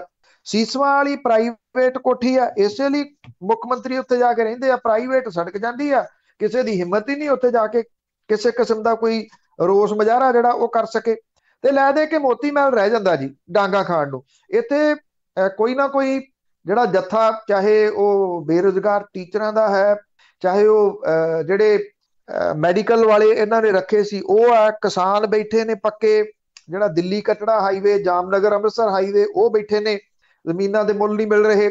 ਉਹਦੇ ਕਰਕੇ ਇੱਥੇ ਪੱਕੇ ਨਾਕੇ ਮਹੀਨਿਆਂ ਤੋਂ ਲੱਗੇ ਹੋਏ ਆ। ਜਿਹੜੀ ਮੇਨ ਸੜਕ ਮੋਤੀ ਮਹਿਲ ਦੇ ਮੂਹਰਿਓਂ ਦੀ ਲੰਘਦੀ ਆ, ਜਿਹੜੀ ਗੁਰੂ ਤੇਗ ਬਹਾਦਰ ਜੀ ਨਾਲ ਸੰਬੰਧਿਤ ਇਤਿਹਾਸਕ ਗੁਰਦੁਆਰਾ ਮੋਤੀ ਬਾਗ ਨੂੰ ਵੀ ਜਾਂਦੀ ਆ। ਅੱਗੋਂ ਇਹ ਸੜਕ ਜਿਹੜੀ ਆ ਉਹ ਬਾਈਪਾਸ ਦੇ ਵਿੱਚ ਜਾ ਕੇ ਪੈਂਦੀ ਹੈ, ਜਿਹੜਾ ਸੰਗਰੂਰ ਪਟਿਆਲਾ ਬਾਈਪਾਸ ਹੈ, ਸੂਲਰ ਦੇ ਵਿੱਚੋਂ ਦੀ ਹੋ ਕੇ। ਇਹ ਜਿਹੜੀ ਸੜਕ ਹੈ ਪੱਕੇ ਰੂਪ ਦੇ ਵਿੱਚ ਬੰਦ ਕੀਤੀ ਹੋਈ ਆ, ਬਹੁਤ ਵੱਡੀਆਂ ਰੋਕਾਂ ਲਾ ਕੇ। ਕਿਸੇ ਨੂੰ ਪੈਦਲ ਜਾਣ ਦਾ ਹੁਕਮ ਵੀ ਨਹੀਂ ਹੈਗਾ। ਇਹਦੇ ਉੱਤੇ ਘਰ ਵੀ ਨੇ, ਰੈਜ਼ੀਡੈਂਸ਼ੀਅਲ ਏਰੀਆਜ਼ ਨੇ, ਆਫਿਸਰ ਕਾਲੋਨੀ ਨੂੰ ਇਹ ਸੜਕ ਜਾਂਦੀ ਆ, ਜਿਹੜਾ ਕਿ ਪੌਸ਼ ਏਰੀਆ ਹੈ ਇੱਥੋਂ ਪਟਿਆਲੇ ਦਾ। ਉਹ ਸਾਰੇ ਲੋਕ ਡਾਂਡੇ ਮਿੰਡੇ ਹੋ ਕੇ ਅੰਦਰੋਂ ਦੀ ਲੱਭ ਲੁੱਭ ਕੇ ਗਲੀਆਂ ਉਧਰ ਦੀ ਲੰਘਦੇ ਆ। ਇੱਕ ਤਾਂ ਕਿਸਾਨ ਬੈਠੇ ਆ, ਕਈ ਵਾਰੀ ਇਹ ਹੁੰਦਾ ਕਿ 2-2 ਜੱਥੇ ਆ ਜਾਂਦੇ ਆ, ਇੱਕ ਕੋਈ ਆ ਗਏ, ਤੀਜੇ ਕੋਈ ਆ ਗਏ, ਫਿਰ ਵੱਡੀ ਗਿਣਤੀ ਦੇ ਵਿੱਚ ਜਿਹੜੀ ਪੁਲਿਸ ਇੱਥੇ ਤਾਇਨਾਤ ਰਹਿੰਦੀ ਆ। ਆਉਣ ਜਾਣ ਵਾਲਿਆਂ ਦੇ ਵਾਸਤੇ ਵੱਡੀਆਂ ਮੁਸ਼ਕਲਾਂ ਇਸ ਏਰੀਏ ਦੇ ਵਿੱਚ ਖੜੀਆਂ ਹੋ ਰਹੀਆਂ ਨੇ। ਜਿਹੜੇ ਲੋਕ ਨੇ ਉਹ ਇੰਨੇ ਤੰਗ ਆਏ ਪਏ ਆ, ਉਹ ਇਹ ਕਹਿੰਦੇ ਆ ਕਿ ਇਸ ਪਾਸੇ ਵੱਲ ਰਹਿਣਾ ਉਹਨਾਂ ਦੇ ਵਾਸਤੇ ਹੁਣ ਉਹ ਗੁਨਾਹ ਜਿਹੜਾ ਉਹ ਬਣਦਾ ਜਾ ਰਿਹਾ, ਕਿਉਂਕਿ ਜਿੱਧਰੋਂ ਦੀ ਡਾਈਵਰਟ ਕੀਤਾ ਜਾਂਦਾ ਇਹ ਟ੍ਰੈਫਿਕ, ਉਹ ਸੜਕਾਂ ਏਡੀਆਂ ਚੌੜੀਆਂ ਨਹੀਂ ਹੈਗੀਆਂ ਕਿ ਉੱਥੋਂ ਦੀ ਸੌਖਿਆ ਜਿਹੜਾ ਟ੍ਰੈਫਿਕ ਆ ਡਾਈਵਰਟ ਹੋ ਸਕੇ। ਦੂਜਾ, ਪੁਲਿਸ ਨੇ ਲਾ ਕੇ ਰੋਕਾਂ, ਇਹ ਇੱਥੋਂ ਦਾ ਬੜਾ ਅਜੀਬੋ ਗਰੀਬ ਜਿਹਾ ਕਾਰਾ ਕੇ ਲਾ ਕੇ ਰੋਕਾਂ ਉਹਨੂੰ ਹੋਰ ਛੋਟਾ ਸੜਕ ਨੂੰ ਜਿਹੜਾ ਉਹ ਕਰੀ ਜਾਂਦੇ ਆ। ਆਮ ਲੋਕਾਂ ਦੇ ਵਾਸਤੇ ਮੁਸੀਬਤ ਜਿਹੜੀ ਆ ਉਹ ਮੋਤੀ ਮਹਿਲ ਬਣਿਆ ਹੋਇਆ।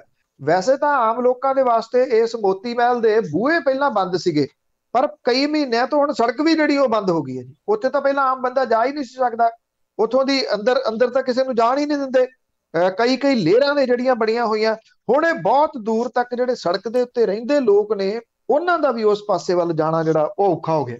ਬਿਲਕੁਲ ਜੀ, ਲੋਕਾਂ ਦੀ ਆਪ ਚੁਣੀ ਹੋਈ ਸਰਕਾਰ ਆ, ਪਰ ਇਸੇ ਤਰ੍ਹਾਂ ਹੀ ਸਦਾ ਹੀ ਇਦਾਂ ਹੁੰਦਾ ਹੋਇਆ। ਪਰ ਲੋਕ ਅੱਗੇ ਸੁਖਪਾਲ ਖਹਿਰਾ ਦੀ ਗੱਲ ਕਰੀਏ, ਉਸ ਦਾ ਸੋਸ਼ਲ ਮੀਡੀਆ ਖਹਿੜਾ ਹੀ ਨਹੀਂ ਛੱਡ ਰਿਹਾ, ਭਾਵੇਂ ਲੱਡੂ ਵੰਡਣ ਵਾਲੀਆਂ ਤਸਵੀਰਾਂ ਵੀ ਹਟਾਤੀਆਂ। ਦੇਖੋ, ਇਸ ਤਰ੍ਹਾਂ ਹੈ ਕਿ ਸਿਆਣੇ ਕਹਿੰਦੇ ਪਹਿਲਾਂ ਤੋਲੋ ਫਿਰ ਬੋਲੋ, ਕਿਉਂਕਿ ਇਹ ਆ ਕਿ ਤੁਹਾਨੂੰ ਉਹਦੀ ਜਵਾਬਦੇਹੀ ਦੇਣੀ ਪੈਣੀ ਆ ਮੁੜ ਕੇ।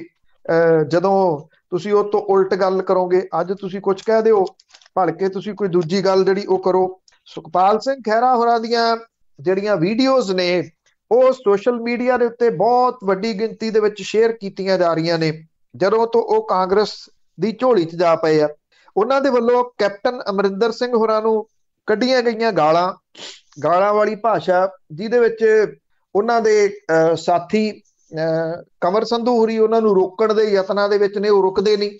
ਜਿਹੜੇ ਉਹ ਲਫ਼ਜ਼ ਵਰਤ ਰਹੇ ਆ ਉਹ ਏਅਰ ਦੇ ਉੱਤੇ ਨਹੀਂ ਵਰਤੇ ਜਾ ਸਕਦੇ ਕੈਪਟਨ ਅਮਰਿੰਦਰ ਸਿੰਘ ਹੋਰਾਂ ਲਈ।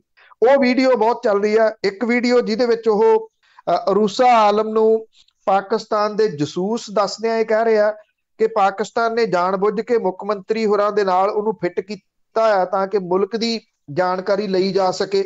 ਉਹ ਅਰੂਸਾ ਆਲਮ ਨੂੰ ਲੈ ਕੇ ਵੱਡੇ ਸਵਾਲ ਖੜੇ ਕਰ ਰਹੇ ਆ। ਇੱਕ ਜਗ੍ਹਾ ਦੇ ਉੱਤੇ ਉਹ ਇਹ ਕਹਿ ਰਹੇ ਆ ਕਿ ਜਿਹੜੀ ਉਹਨਾਂ ਨੇ ਪੰਜਾਬ ਏਕਤਾ ਪਾਰਟੀ ਬਣਾਈ ਸੀ, ਵੀ ਜੇ ਇਹ ਨਾ ਸਫਲ ਹੋਏ ਇਹਦੇ ਵਿੱਚ ਤੇ ਉਹ ਸਿਆਸਤ ਤੋਂ ਰਿਟਾਇਰਮੈਂਟ ਲੈ ਕੇ ਘਰੇ ਬਹਿ ਜਾਣਗੇ, ਉਹ ਨਹੀਂ ਫਿਰ ਕਿਸੇ ਹੋਰ ਪਾਰਟੀ ਦੇ ਨਾਲ ਨਹੀਂ ਜਾਣਗੇ। ਉਹ ਇਹ ਵੀ ਕਹਿੰਦੇ ਆ ਕਿ ਕਾਂਗਰਸ ਦੇ ਵਿੱਚ ਜਾਣ ਦੇ ਨਾਲੋਂ ਘਰੇ ਬਹਿ ਜਾਣ ਨੂੰ ਉਹ ਤਰਜੀਹ ਦੇਣਗੇ। ਇਹ ਵੀਡੀਓਜ਼ ਜਿਹੜੀਆਂ ਉਹ ਬੜੀਆਂ ਚੱਲੀਆਂ। ਲੋਕ ਲਗਾਤਾਰ ਨਿਸ਼ਾਨੇ ਦੇ ਉੱਤੇ ਸੁਖਪਾਲ ਸਿੰਘ ਖਹਿਰਾ ਹੋਰਾਂ ਨੂੰ ਲੈ ਰਹੇ ਆ। ਅਸਲ ਦੇ ਵਿੱਚ ਸੁਖਪਾਲ ਸਿੰਘ ਖਹਿਰਾ ਵੀ ਪੰਜਾਬ ਦੇ ਉਹਨਾਂ ਕੁਝ ਨੇਤਾਵਾਂ ਦੇ ਵਿੱਚੋਂ ਨੇ ਜੀ, ਜਿਨ੍ਹਾਂ ਨੂੰ ਈ ਨੇਤਾ ਕਿਹਾ ਜਾ ਸਕਦਾ, ਇਲੈਕਟ੍ਰੋਨਿਕ ਨੇਤਾ ਨੇ ਇਹ। ਵੀ ਸੋਸ਼ਲ ਮੀਡੀਆ ਦੇ ਉੱਤੇ ਕੀ ਹੋ ਰਿਹਾ, ਕਿਉਂਕਿ ਸੋਸ਼ਲ ਮੀਡੀਆ ਦੇ ਉੱਤੇ ਹੀ ਐਕਟੀਵਿਟੀ ਇਹਨਾਂ ਦੀ ਨਜ਼ਰ ਆਉਂਦੀ ਹੈ, ਗਰਾਊਂਡ ਦੇ ਉੱਤੇ ਹੈ ਨਹੀਂ ਸੀ। ਉਹੀ ਸੋਸ਼ਲ ਮੀਡੀਆ ਹੁਣ ਜਿਹੜਾ ਉਲਟ ਪੈ ਗਿਆ, ਉਹ ਸਾਰਾ ਪਲਟੀ ਮਾਰ ਕੇ ਦੂਜੇ ਪਾਸੇ ਖੜਾ ਹੋ ਗਿਆ। ਸੁਖਪਾਲ ਸਿੰਘ ਖਹਿਰਾ ਦੇ ਹੱਕ ਦੇ ਵਿੱਚ ਲਿਖਣ ਵਾਲਾ ਸੋਸ਼ਲ ਮੀਡੀਆ ਅਜੇ ਤਾਂ ਕੋਈ ਨਹੀਂ ਜਿਹੜਾ ਉਹ ਦਿਸ ਰਿਹਾ। ਉਹਨਾਂ ਦੇ ਨਾਲ ਦੇ ਲੋਕ ਜਿਹੜੇ ਰੋਜ਼ ਲਾਈਵ ਹੋ ਕੇ ਸੁਖਪਾਲ ਸਿੰਘ ਖਹਿਰਾ ਹੋਰਾਂ ਦੇ ਬਾਰੇ ਦੱਸਦੇ ਸੀ, ਉਹ ਵੀ ਘੇਸਲ ਵੱਟ ਕੇ ਸਾਰੇ ਦੇ ਸਾਰੇ ਬਹਿ ਗਏ। ਜਿਹਦੇ ਵਿੱਚ ਇੱਕ ਕੁੜੀ ਵੀ ਸੀ ਜਿਹੜੀ ਲੰਬੀ ਤੋਂ ਸੀ, ਉਹ ਵੀ ਸਾਰੇ ਵੱਡੇ ਪੇਜ ਇਹ ਬਣੇ ਪਿਛਲੇ ਸਮੇਂ ਦੇ ਦੌਰਾਨ, ਵੱਡੇ ਹੋਏ। ਔਰ ਜਿਸ ਕਿਸਮ ਦੀਆਂ ਗੱਲਾਂ ਲੋਕਾਂ ਨੂੰ ਆਖੀਆਂ ਗਈਆਂ ਸਿਆਸਤ ਦੇ ਵਿੱਚ ਤਬਦੀਲੀ ਲਿਆਉਣ ਦੇ ਵਾਸਤੇ ਜਾਂ ਖੁਦ ਮੁਖਤਿਆਰੀ ਦੇ ਵਾਸਤੇ ਕਿ ਪੰਜਾਬ ਦੇ ਫੈਸਲੇ ਹੁਣ ਪੰਜਾਬ 'ਚ ਹੋਣਗੇ, ਜਿਹੜੇ 6 ਮਤੇ ਪਾਸ ਕੀਤੇ ਗਏ ਉਹਨਾਂ ਦੀ ਗੱਲ ਉਹ ਲੋਕੀ ਸਵਾਲ ਉਠਾ ਰਹੇ ਆ। ਸਭ ਤੋਂ ਵੱਧ ਜਿੱਥੋਂ ਘਿਰੇ ਸੁਖਪਾਲ ਸਿੰਘ ਖਹਿਰਾ ਹੋਰੀ, ਉਹ ਇਸ ਗੱਲ ਦੇ ਵਾਸਤੇ ਘਿਰੇ ਕਿ ਉਹਨਾਂ ਨੇ 3 ਜੂਨ ਨੂੰ ਕਾਂਗਰਸ ਜੁਆਇਨ ਕੀਤੀ, ਕਿਉਂਕਿ ਕਾਂਗਰਸ ਦੇ ਉੱਤੇ ਸਾਕਾ ਨੀਲਾ ਤਾਰਾ ਦਾ ਦੋਸ਼ ਲੱਗਦਾ ਕਿ ਸੈਂਟਰ ਦੇ ਵਿੱਚ ਕਾਂਗਰਸ ਦੀ ਸਰਕਾਰ ਸੀ। ਔਰ ਇਹ ਹਫਤਾ ਜਿਹੜਾ ਉਹ ਚੱਲ ਰਿਹਾ ਸਾਕਾ ਨੀਲਾ ਤਾਰਾ ਵਾਲਾ, ਉਹਨਾਂ ਨੇ ਇਸ ਹਫਤੇ ਦੀ ਖਾਸ ਤਰੀਕ ਨੂੰ ਚੁਣਿਆ। ਦੂਜੀ ਗੱਲ ਜਿੱਥੇ ਉਹ ਫਸ ਗਏ ਕਿ ਆਪਣੇ ਪੇਜ ਦੇ ਉੱਤੇ ਲਗਾਤਾਰ ਉਹ ਅੱਧੇ ਘੰਟੇ ਬਾਅਦ ਫੋਟੋਆਂ ਪਾਈ ਗਏ ਵੀ ਹੁਣ ਇੱਥੇ ਲੱਡੂ ਵੰਡੇ ਜਾ ਰਹੇ ਆ, ਹੁਣ ਇੱਥੇ ਲੱਡੂ ਵੰਡੇ ਜਾ ਰਹੇ ਆ। ਸਵਾਲ ਇਹ ਹੋ ਗਿਆ ਖੜਾ ਕਿ ਸਾਕਾ ਨੀਲਾ ਤਾਰਾ ਦੇ ਦਿਨ ਨੇ, ਤੁਸੀਂ ਉਸ ਦਿਨ ਲੱਡੂ ਕਾਹਦੇ ਵੰਡ ਰਹੇ ਹੋ, ਕਿਹੜੀ ਖੁਸ਼ੀ ਜਿਹੜੀ ਮਨਾ ਰਹੇ ਹੋ? ਜਦੋਂ ਇਹਨਾਂ ਫੋਟੋਆਂ ਦੇ ਹੇਠ ਲੋਕਾਂ ਨੇ ਜਿਹੜੇ ਅੰਨ੍ਹੇਵਾਹ ਕਮੈਂਟ ਕੀਤੇ ਔਰ ਤੁਸੀਂ ਕਹ ਲਓ ਕਿ ਮਜਬੂਰ ਕਰ ਦਿੱਤਾ ਸੁਖਪਾਲ ਸਿੰਘ ਖਹਿਰਾ ਹੋਰਾਂ ਨੂੰ ਆਪਣੇ ਪੇਜ ਤੋਂ ਇਹ ਲੱਡੂਆਂ ਵਾਲੀਆਂ ਜਿਹੜੀਆਂ ਫੋਟੋਆਂ ਉਹ ਰਿਮੂਵ ਕਰਨ ਦੇ ਵਾਸਤੇ, ਉਹਨਾਂ ਨੇ ਆਪਣੇ ਫੇਸਬੁੱਕ ਖਾਤੇ ਤੋਂ ਇਹ ਫੋਟੋਆਂ ਤਾਂ ਡਿਲੀਟ ਜਿਹੜੀਆਂ ਉਹ ਕਰ ਦਿੱਤੀਆਂ, ਪਰ ਉਦੋਂ ਪਹਿਲਾਂ ਲੋਕਾਂ ਨੇ ਉਹਨਾਂ ਦੇ ਸਕਰੀਨਸ਼ਾਟ ਲੈ ਕੇ ਉਹ ਪਾਉਣੇ ਸ਼ੁਰੂ ਕਰ ਦਿੱਤੇ ਵੀ ਹੁਣ ਆ ਲੱਡੂਆਂ ਵਾਲੀਆਂ ਫੋਟੋਆਂ ਜਿਹੜੀਆਂ ਉਹ ਕਿੱਥੇ ਗਈਆਂ।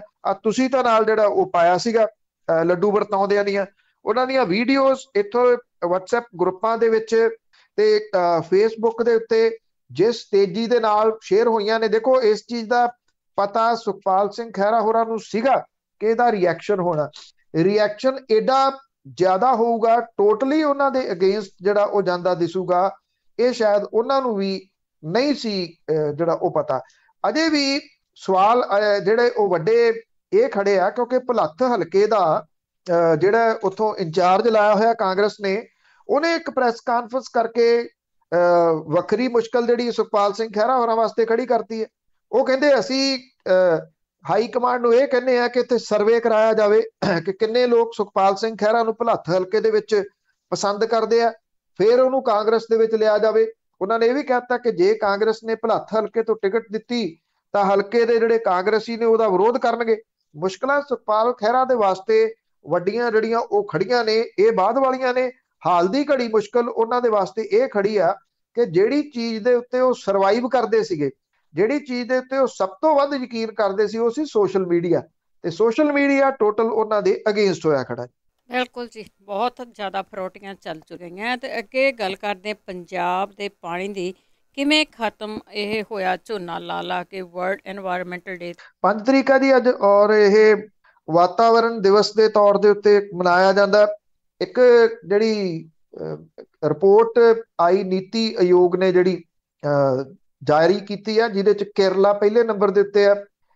ਉਹਦੇ ਚ ਪੰਜਾਬ ਪਹਿਲੇ 2-3 ਚ ਛੱਡੋ, ਪਹਿਲੇ 10 ਚ ਵੀ ਹੈ ਨਹੀਂ, ਕਿਉਂਕਿ ਉਹਦੇ ਵਿੱਚ ਪਾਣੀ, ਸਾਫ਼ ਪਾਣੀ ਤੇ ਹਵਾ ਸ਼ੁੱਧ ਜਿਹੜੀ, ਇਹਨੂੰ ਵੀ ਮਾਪਿਆ ਜਾਂਦਾ। ਪੰਜਾਬ ਉਹਦੇ ਵਿੱਚ ਹੈ ਨਹੀਂ। ਪੰਜਾਬ ਹੈਗਾ ਜੀ ਜਾ ਕੇ ਜਿਹੜਾ 13ਵੇਂ 14ਵੇਂ ਨੰਬਰ ਦੇ ਉੱਤੇ, ਜਿਹੜਾ ਕਿਸੇ ਟਾਈਮ ਸ਼ੁੱਧ ਪਾਣੀ ਤੇ ਹਵਾ ਦੇ ਵਾਸਤੇ ਜਾਣਿਆ ਜਾਂਦਾ ਹੁੰਦਾ ਸੀ। ਜਦੋਂ 5 ਆਬ ਦੀ ਗੱਲ ਹੁੰਦੀ ਤੇ 5 ਦਰਿਆਵਾਂ ਦੀ ਗੱਲ ਹੁੰਦੀ ਹੈ, ਚਲੋ 2.5 ਰਹਿ ਗਏ।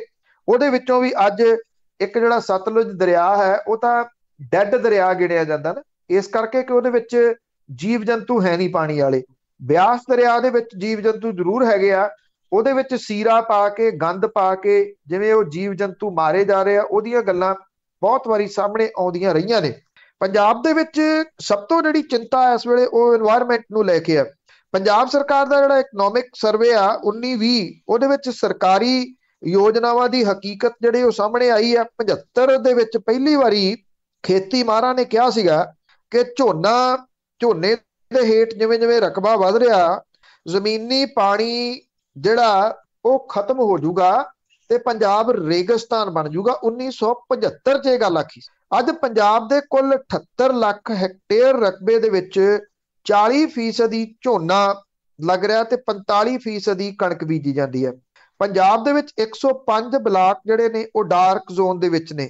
ਸਾਰੀਆਂ ਥਾਵਾਂ ਦੇ ਉੱਤੇ ਸਰਕਾਰੀ ਟਿਊਬਵੈਲ 700 ਫੁੱਟ ਤੋਂ ਡੂੰਘੇ ਲਾਏ ਜਾ ਰਹੇ ਆ। ਕੋਈ ਸਮਾਂ ਹੁੰਦਾ ਸੀ ਪੰਜਾਬ ਦੇ ਵਿੱਚ, ਅਸੀਂ ਖੁਦ ਬਚਪਨ ਦੇ ਵਿੱਚ ਇਹ ਦੇਖਿਆ, 45 ਫੁੱਟ 47 ਫੁੱਟ 48 ਫੁੱਟ ਇੱਥੇ ਪਾਣੀ ਆ ਜਾਂਦਾ। ਸਵੇਰ ਨੂੰ ਜਾ ਕੇ ਹੱਥਾਂ ਦੇ ਨਾਲ ਬੋਕੀ ਉਦੋਂ ਵੱਜਦੀ ਸੀ, ਖਿੱਚ ਕੇ ਜਿਹੜਾ ਉਹਨੂੰ ਤਾਰ ਨੂੰ, ਉਹਦੇ ਨਾਲ ਬੋਕੀ ਮਾਰਦੇ ਹੁੰਦੇ ਸੀਗੇ ਤੇ ਸ਼ਾਮ ਤੱਕ ਪਾਣੀ ਜਿਹੜਾ ਉਹ ਬੋਰ ਤੋਂ ਚੁਕਾ ਕੇ ਵਾਪਸ ਆਉਂਦੇ ਸੀਗੇ। ਹੁਣ 700 ਫੁੱਟ ਦੇ ਉੱਤੇ ਵੀ ਪਾਣੀ ਨਹੀਂ ਲੱਭਦਾ। ਸਰਵੇ ਕਹਿੰਦਾ ਕਿ 1960-61 ਦੇ ਵਿੱਚ ਝੋਨੇ ਦੀ ਫਸਲ ਸਿਰਫ 4.8 ਰਕਬੇ ਦੇ ਵਿੱਚ ਹੁੰਦੀ ਸੀ। ਅੱਜ ਖੇਤੀਯੋਗ 78 ਲੱਖ ਹੈਕਟੇਅਰ ਰਕਬੇ ਦੇ ਵਿੱਚ 31.20% ਲੱਖ ਹੈਕਟੇਅਰ ਜਿਹੜੀ ਆ ਉੱਥੇ ਝੋਨਾ ਲਾਇਆ ਜਾ ਰਿਹਾ। ਇਹ ਰਿਪੋਰਟ ਦੇ ਵਿੱਚ ਸਰਕਾਰ ਇਹ ਮੰਨਦੀ ਹੈ ਕਿ ਇਸ ਵੇਲੇ ਵਾਤਾਵਰਣ ਦੇ ਹਾਲਾਤ ਜਿਹੜੇ ਉਹ ਬਹੁਤ ਖਰਾਬ ਹੋ ਗਏ, ਪਰ ਜਿਹੜੀਆਂ ਦੂਜੀਆਂ ਫਸਲਾਂ ਨੇ, ਡਾਈਵਰਸਿਫਿਕੇਸ਼ਨ ਹੈ, ਉਸ ਪਾਸੇ ਵੱਲ ਸਿਰਫ ਕਾਗਜ਼ੀ ਕਾਰਵਾਈ ਜਿਹੜੀ ਉਹ ਕੀਤੀ ਗਈ। ਰਿਐਲਿਟੀ ਦੇ ਰੂਪ ਦੇ ਵਿੱਚ ਸਰਕਾਰਾਂ ਨੇ ਕੁਝ ਵੀ ਨਹੀਂ ਜਿਹੜਾ ਉਹ ਕੀਤਾ। ਜਿਹੜੇ ਐਕਸਪਰਟ ਆ ਉਹ ਇਹ ਕਹਿੰਦੇ ਆ ਕਿ ਹਾਲਤ ਬੜੀ ਗੰਭੀਰ ਬਣ ਗਈ ਆ। ਸਾਫ਼ ਪਾਣੀ ਦੀਆਂ ਨਦੀਆਂ ਔਰ ਸ਼ਹਿਰਾਂ ਦੇ ਵਿੱਚੋਂ ਜਿਹੜਾ ਗੰਦਾ ਪਾਣੀ ਆ ਉਹ ਸੁੱਟਿਆ ਜਾ ਰਿਹਾ ਇਹਨਾਂ ਨਦੀਆਂ ਦੇ ਵਿੱਚ।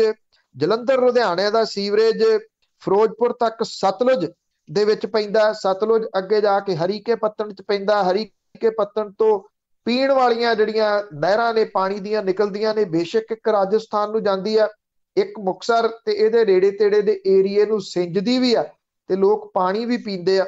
ਇਸ ਗੰਦੇ ਪਾਣੀ ਦੇ ਨਾਲ ਕੈਂਸਰ ਜਿਹੜਾ ਉਹ ਡੇ ਬਾਈ ਡੇ ਵੱਧਦਾ ਤੁਰਿਆ ਜਾ ਰਿਹਾ। ਪੰਜਾਬੀ ਅਵੇਸਲੇ ਹੋ ਕੇ ਜਿਹੜੀ ਬਾਂਹ ਆ ਉਹ ਸਿਰ ਥੱਲੇ ਦੇ ਕੇ ਪਏ ਆ। ਕਿਸਾਨ ਜਿਹੜਾ ਪਰਾਲੀ ਤਾਂ ਸਾੜਦਾ ਹੀ ਆ, ਜਿਹੜਾ ਕਣਕ ਦਾ ਨਾੜ ਆ ਉਹ ਵੀ ਸਾੜੀ ਜਾਂਦਾ। ਜਿਹੜੇ ਸੜਕਾਂ ਦੇ ਕੰਢੇ ਲੱਗੇ ਮਾੜੇ ਮੋਟੇ ਰੁੱਖ ਰਹਿ ਗਏ ਆ ਉਹਨਾਂ ਨੂੰ ਵੀ ਸਾੜੀ ਜਾਂਦਾ। ਉਹ ਕਹਿੰਦਾ ਪਰਾਲੀ ਸਾੜਨ ਤੋਂ ਬਿਨਾਂ ਮੇਰੇ ਕੋਲੇ ਕੋਈ ਹੋਰ ਚਾਰਾ ਜਿਹੜਾ ਉਹ ਹੈ ਨਹੀਂਗਾ, ਇਹ ਤਾਂ ਮੈਂ ਸਾੜੂਗਾ ਹੀ ਸਾੜੂਗਾ। ਹੁਣ ਉਹ ਜਿੱਦ ਦੇ ਰੂਪ ਦੇ ਵਿੱਚ ਸਾੜਦਾ। ਇਹ ਗੱਲ ਭੁੱਲ ਕੇ ਕਿ ਜੇ ਵਾਤਾਵਰਣ ਗੰਦਾ ਹੋ ਰਿਹਾ ਤੇ ਉਹਦੇ ਵਿੱਚ ਉਹਦੇ ਬੱਚੇ ਵੀ ਤਾਂ ਸਾਹ ਲੈ ਰਹੇ ਆ, ਉਹ ਵੀ ਤਾਂ ਬਿਮਾਰੀਆਂ ਦਾ ਸ਼ਿਕਾਰ ਹੋ ਰਿਹਾ। ਬੱਚਿਆਂ ਲਈ ਤਾਂ ਅਸੀਂ ਬੈਂਕਾਂ ਤੱਕ ਹੀ ਹੁੰਨੇ ਕਿ ਬੈਂਕ 'ਚ ਪੈਸੇ ਕਿੰਨੇ ਬੱਚਿਆਂ ਲਈ, ਹੋਰ ਹਵਾ ਪਾਣੀ ਦਾ ਨਹੀਂ ਖਿਆਲ ਕਰਦੇ। ਬਹੁਤ ਬਹੁਤ ਧੰਨਵਾਦ ਬਲਤੇਜ। ਮਿਹਰਬਾਨੀ ਜੀ, ਧੰਨਵਾਦ ਜੀ, ਸਤਿ ਸ਼੍ਰੀ ਅਕਾਲ। ਸਤਿ ਸ਼੍ਰੀ ਅਕਾਲ ਜੀ। ਤੇ ਸਰੋਤੇ ਸਨ ਬਲਤੇਜ ਪੰਨੂ ਜੀ ਸਾਡੇ ਨਾਲ ਜੁੜਦੇ ਨੇ, ਕਰਦੇ ਨੇ ਖਬਰਾਂ। ਇਸੇ ਦੇ ਨਾਲ ਸਾਡਾ ਅੱਜ ਦਾ ਬੁਲਟਨ ਇੱਥੇ ਸਮਾਪਤ। ਬਲਵਿੰਦਰ ਕੌਰ ਵੱਲੋਂ ਆਪ ਸਭ ਨੂੰ ਹੀ ਪਿਆਰ ਭਰੀ ਸਤਿ ਸ਼੍ਰੀ ਅਕਾਲ।